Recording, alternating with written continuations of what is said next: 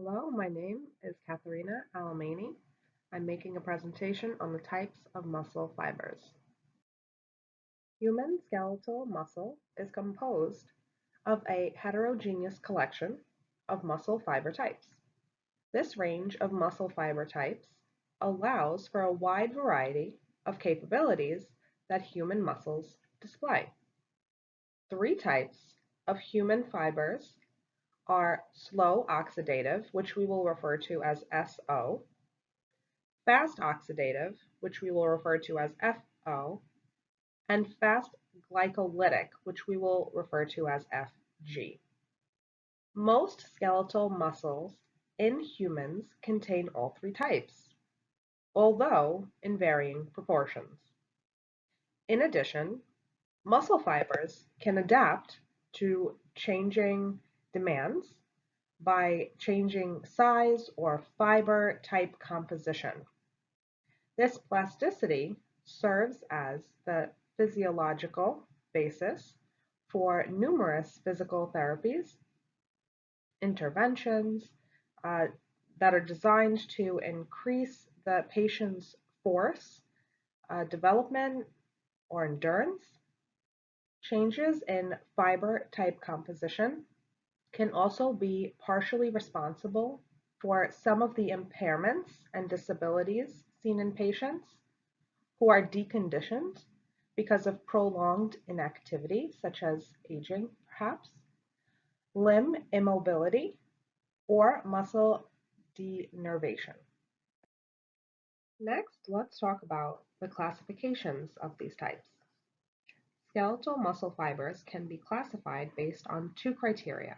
One, how fast do fibers contract relative to each other? And two, how do fibers regenerate ATP, or energy?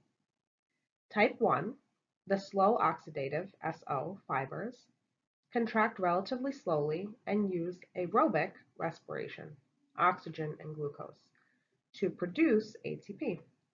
They produce low power contractions over long periods and are slow to fatigue.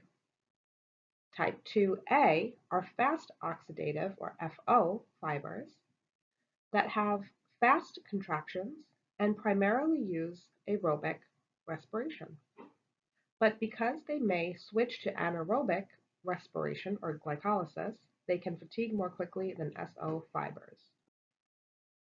Type 2B, which is the fast glycolytic or FG fibers, have fast contractions and primarily use anaerobic glycolysis. The FG fibers fatigue more quickly than the others. Type 1 fibers, also known as the SO, these fibers have a rich capillary system, numerous mitochondria, and aerobic respiratory enzymes.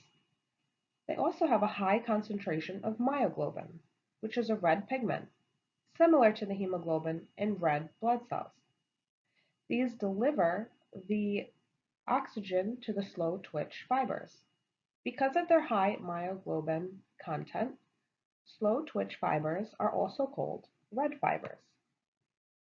The fact that SO fibers can function for long periods without fatiguing makes them useful in maintaining posture, producing isometric contractions, stabilizing bones and joints, and making small movements that happen often but do not require large amounts of energy. They do not produce high tension, and thus they are not used for powerful, fast movements that would require high amounts of energy and rapid cross-bridge cycling.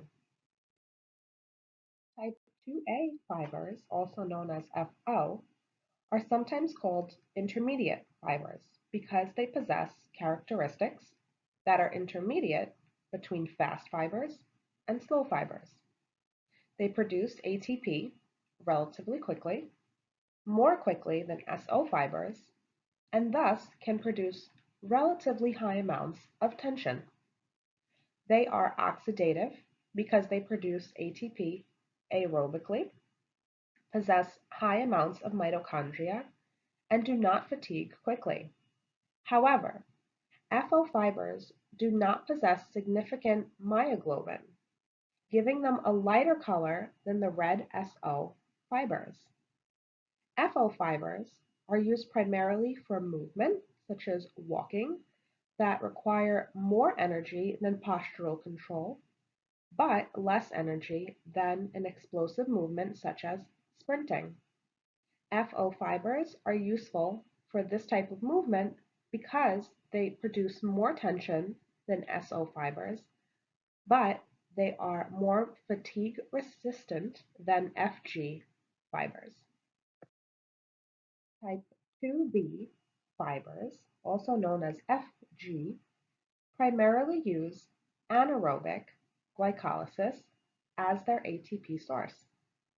They have a large diameter and possess high amounts of glycogen, which is used in glycolysis to generate the ATP quickly to produce high levels of tension. Because they do not primarily use aerobic metabolism, they do not possess substantial numbers of mitochondria or significant amounts of myoglobin, and therefore have a white color. FG fibers are used to produce rapid, forceful contractions to make quick, powerful movements. These fibers fatigue quickly, permitting them to only be used for short periods of time.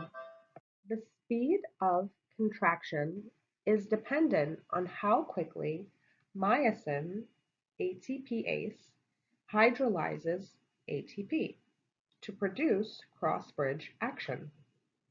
Fast fibers hydrolyze ATP approximately twice as rapidly as slow fibers, resulting in much quicker cross-bridge cycling, which pulls the thin filaments towards the center of the sarcomeres at a faster rate.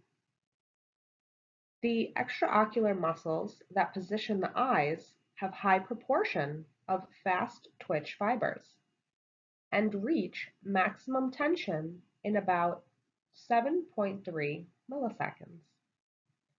The soleus muscle in the leg, by contrast, has a high portion of slow twitch fibers and requires about 100 milliseconds to max tension. Next, we'll talk about the numbers of slow and fast twitch fibers. In the chart, you'll see what kind of muscles possess which type and the training volume of each. The number of slow and fast twitch fibers contained in the body varies greatly between individuals and is determined by a person's genetics.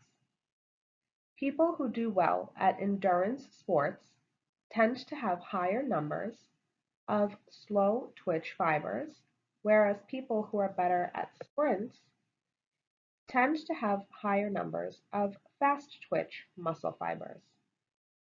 Both the slow twitch and fast twitch fibers can be influenced by training.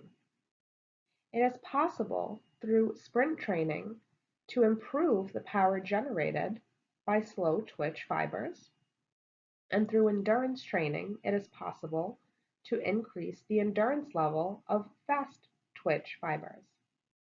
The level of improvement varies depending on the individual, and training can never make slow twitch fibers as powerful as fast twitch. Nor can training make fast twitch fibers as fatigue resistant as slow twitch fibers. Related loss of muscle mass results primarily from the decrease in the total number of both type 1 and type 2 fibers, and secondarily from the preferential atrophy of type 2 fibers. Atrophy of type 2 fibers leads to a large proportion of slow type muscle mass in age muscles, as evidenced by slower contractions and relaxation times in these older individuals. In addition, the loss of alpha motoneuron with age results in some reinnervation of abandoned muscle fibers by adjacent motor units that may be of a different type. This may facilitate fiber type conversion. As the reinnervated muscle fibers take on the properties of the new parent motor unit.